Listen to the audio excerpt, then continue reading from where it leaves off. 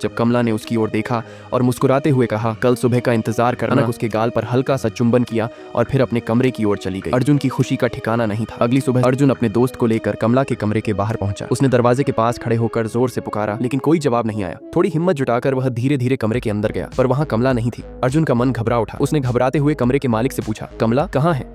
कमरे के मालिक ने बिना कोई भाव दिखाए ठंडे लहजे में कहा, कमला वो तो सुबह ही यहाँ से चली गई। ये सुनते ही अर्जुन को जोर का झटका लगा। वह वहीं खड़ा रह गया। बिना कुछ कहे वह भारी मन से वापस अपने घर लौट आया, लेकिन कमला की यादें उसका पीछा नहीं छोड़ रही थीं। आखिरकार इसी बेचैनी में उसने फैसला किया कि वह कमला को ढूंढेगा। उसके कदम खुद ब खुद उसे विजयवाड़ा ले गए। जब वह वहां पहुंचा, उसने कमला के पिताजी को देखा और तुरंत उनके पास जाकर पूछ लिया, कमला कहाँ है? कमला के पिताजी की आंखों में गहरी उदासी और कांपते होठों से उन्होंने रुंधी आवाज में कहा, कमला की मौत तो 4 साल पहले हो गई थी बेटा। अर्जुन की सांसें जैसे रुक गईं। तो फिर वह कौन थी जिससे वह मिला था? अगले भाग के लिए लाइक और सब्सक्राइब जरूर करें।